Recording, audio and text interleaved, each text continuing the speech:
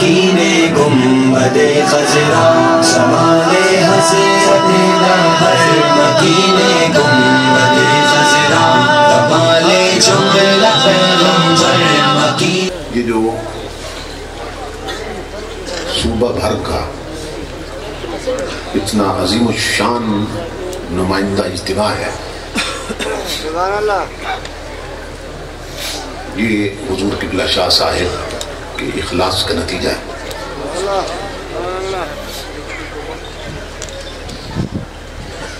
آپ بجا طور پر یہ فرما سکتے ہیں کہ میں نے خیرات میں یہ پھول نہیں پائے ہیں، میں نے خیرات میں یہ پھول نہیں پائے ہیں، خون دل سبز کیا ہے تو باہر آئی ہے.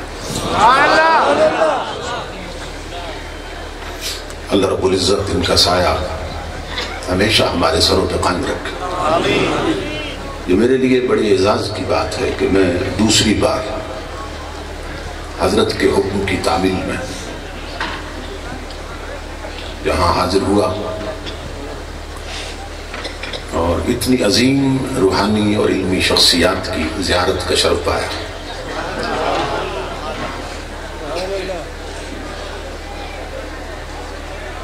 اللہ رب العزت ان علماء حق کا سایہ تعدیر ہمارے سروں پہ قائم رکھے.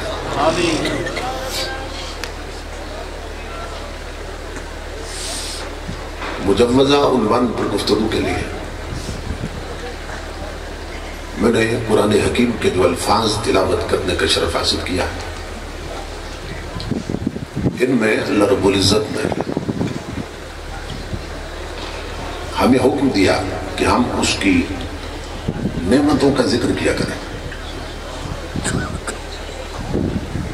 جو اس کی نوازشیں ہیں، جو اس کے انعامات ہیں، جو اس کی نعمتیں ہیں. اس نے حکم دیا کہ میری نعمتوں کو یاد رکھا کرو، میری نعمتوں کا ذکر کیا کرو.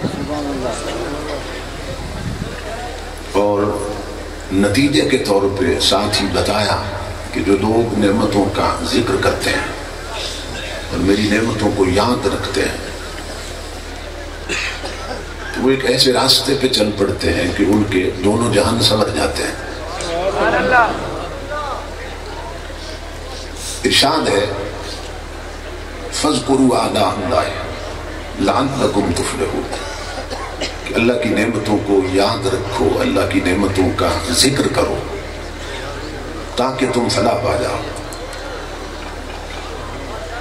علماء لغت کہتے ہیں کہ فلاح ایک ایسا لفظ ہے کہ جو دونوں جہان کی کامیابی پہ دلالت کرتا ہے. عربی لغت میں دونوں جہان کی کامیابی پہ دلالت کرنے والا فلاح سے بہتر کوئی لفظ نہیں ہے. جب کسی عمل کے نتیجے میں اللہ رب العزت فرماتا ہے کہ یوں کرو گے تو فلاح پا جاؤ گے، اس کا مطلب یہ ہے کہ اگر یوں کر لیا تم نے اور میرا حکم مان لیا تو تمہاری یہ دنیا بھی سنور جائے گی اور آخرت بھی سنور جائے گی، دونوں جہان سنور جائے گی. یہی سبب ہے کہ مؤذن جب اذان دیتا ہے تو وہ بھی کہتا ہے حی علی الفلاح، آؤ فلاح کی طرف، ایک ایسی چوکھٹ کی طرف آؤ کہ جہاں جھکنے والوں کی دونوں زندگیاں سنور جاتی ہیں، یہ دنیا بھی سنور جاتی ہے اور عاقبت اور آخرت بھی سنور جاتی ہے. میں ایک فقیر کے حکم کی تعمیل میں یہاں حاضر ہوا ہوں، ایک اللہ کے ولی کے حکم کی تعمیل میں یہاں حاضر ہوا. اور یہ صرف علمی مرکز نہیں ہے بلکہ تربیتی اور روحانی مرکز بھی ہے، اور بڑی بڑی روحانی شخصیات اسٹیج پہ جلوگر ہیں. میں یہ چاہتا ہوں کہ تربیتی خطابوں یعنی آنے والے کچھ سیکھ کے جائیں، کچھ سمجھ کے جائیں، ان کی کچھ تربیت ہو جائے. کہ بہت دور سے حضرات تشریف لائے ہیں اور ان کا وقت ضائع نہ ہو.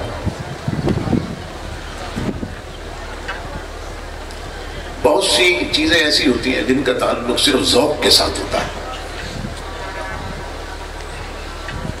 وہ ذوقی چیزیں ہوتی ہیں، ان کا تعلق ذوق کے ساتھ ہوتا ہے، انہیں سننے سے ذوق پورا ہو جاتا ہے. لیکن جو احکام شریعت ہے، جو حضور صلی اللہ علیہ وسلم کا پیغام ہے، جس پہ ہم نے عمل کرنا ہے، اس کا تعلق ہماری ضرورت کے ساتھ ہے.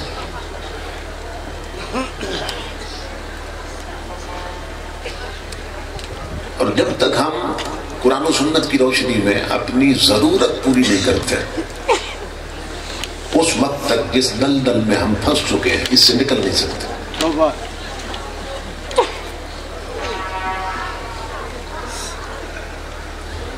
نبی اکرم صلی اللہ تعالی علیہ وآلہ وسلم نے ارشاد فرمایا کہ یرفع بہذا الکتاب اقواما،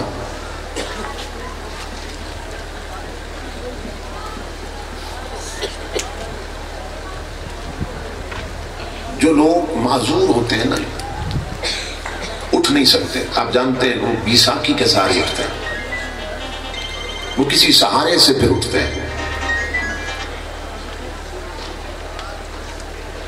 تو نبی اکرم صلی اللہ تعالی علیہ وآلہ وسلم نے اپنی امت کو بتایا کہ اگر کسی دور میں میری امت گر جائے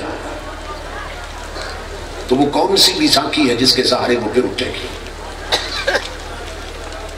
تو نبی اکرم صلی اللہ تعالی علیہ وآلہ وسلم نے ارشاد فرمایا کہ قرآن وہ بیساکھی ہے کہ گری ہوئی امت اس کے سہارے پھر کھڑی ہو سکتی ہے. قرآن ہماری بیساکھی ہے.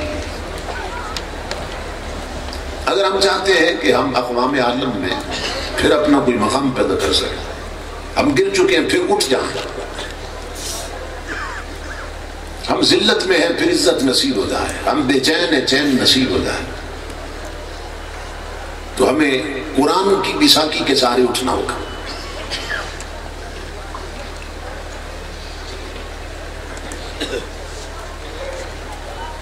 اسی مقصد کے پیش نظر میں نے جو الفاظ تلاوت کیے ان کے ضمن میں چند ایک گزارشات عرض کرنی ہے کہ جن کا تعلق ہماری فکری اور عملی تربیت کے ساتھ.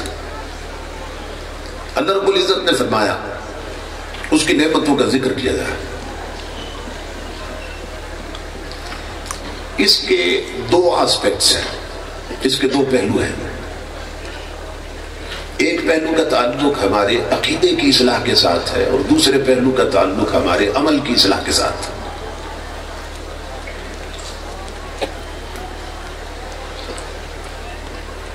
عمل کی اصلاح کے ساتھ جس پہلو کا تعلق ہے اس حوالے سے میں بنیادی طور پہ یہ عرض کرنے لگا ہوں کہ اللہ رب العزت کیوں چاہتا ہے کہ اس کی نعمتوں کا ذکر کیا جائے، اس کی نعمتوں کو یاد رکھا جائے.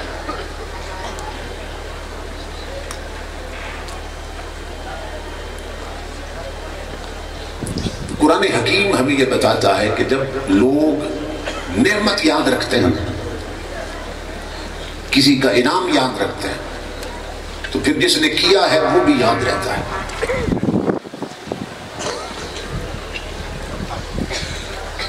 اگر گفٹ یاد رہے، تحفہ یاد رہے، تو جس نے دیا ہے وہ دینے والا بھی یاد رہتا ہے. تو اللہ رب العزت حکم دے رہا ہے کہ میری نعمتوں کو یاد رکھو، جو میں نے تم پہ کرم کیے، جو انعام کیے، میرے بندوں نے یاد رکھو. کیوں؟ کہ پھر مجھے بھی یاد رکھو گے.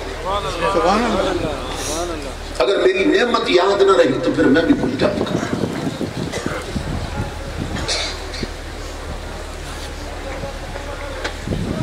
اللہ رب العزت فرماتا ہے کہ میری نعمت کو یاد کرو تاکہ میں یاد رہوں. اور وہ پھر اپنا آپ کیوں یاد رکھوانا چاہتا ہے. تو فرمایا کہ جب دینے والا یاد رہے گا تو پھر اس کا شکر بھی نہیں بھولو گے.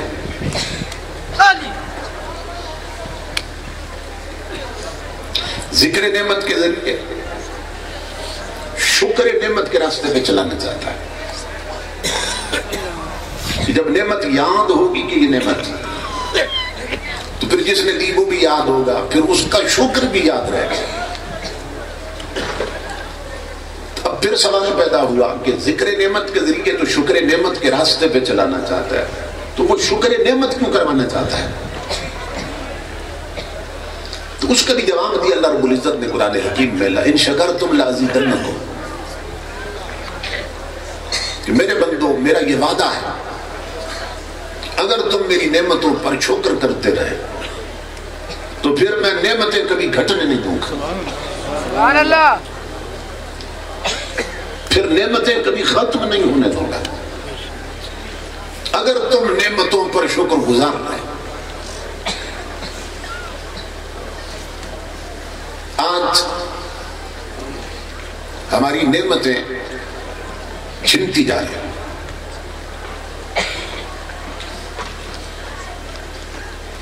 جو دوسری اقوام ہے نا وہ اپنی ضرورتیں پوری کر کے اب تعیشات کی طرف جا چکے ہیں، ضرورت سے بڑھ کر آرائشوں کی طرف اور زیبائش کی طرف جا چکے ہیں، آسانیوں کی طرف جا چکے ہیں۔ لیکن ہمارا حال یہ ہے کہ ہماری نعمتیں گھٹتی جا رہی ہیں، چھنتی جا رہی ہیں، تو اس لیے کہ ہم نے اس کی نعمتوں پہ اس کا شکر چھوڑ رکھا۔ جس ملک کے عوام لقمہ حلال کو ترسیں، جس ملک کے مریض علاج کو ترسیں، جس ملک میں غریبوں کے بچے تعلیم کو ترسیں، جس ملک کے عوام ضروریات زندگی کو ترسیں، جس ملک کے پسماندہ لوگ چھت کو ترسیں، انہیں سوچنا چاہیے کہ ہم نے کہیں اللہ کی نعمتوں کا شکر چھوڑ تو نہیں دیا۔ کیوں؟ اس لیے کہ اس کے الطاف تو ہے عام شہیدی سب پر، اس نے سب کو نواز رکھا اور ہم ضرورتوں سے بھی معروف ہوتے جا رہے ہیں۔ اور سبب یہ ہے اس کے الطاف تو ہے عام شہیدی سب پر، تو اسے کیا ضد تھی اگر تو کسی قابل ہوتا ہے؟ یعنی جس چوکھٹ پہ جھکنے سے عزت ملتی ہے نا،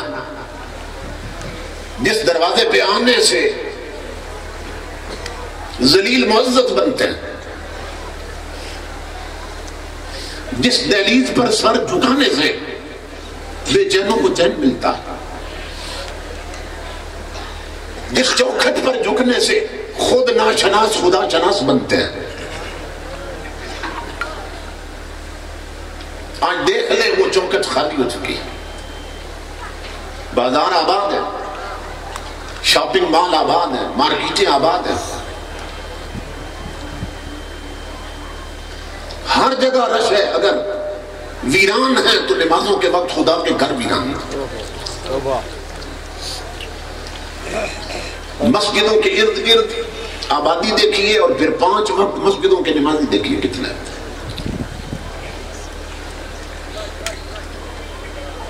تو خبر ہو جائے گی کہ کتنے لوگ ہیں جنہوں نے اس کا شکر یاد رکھا۔ تو اللہ رب العزت وعدہ فرما رہا ہے کہ اگر تم شکر گزار رہے تو یہ کسی سیاست دان کا وعدہ نہیں ہے، یہ رحمان کا وعدہ ہے۔ سبحان اللہ، سبحان اللہ۔ فرمایا بندو شکر کرتے رہنا تمہارا کام ہے اور نعمتیں کبھی نہ ختم ہونے دینا یہ میرا کام ہے۔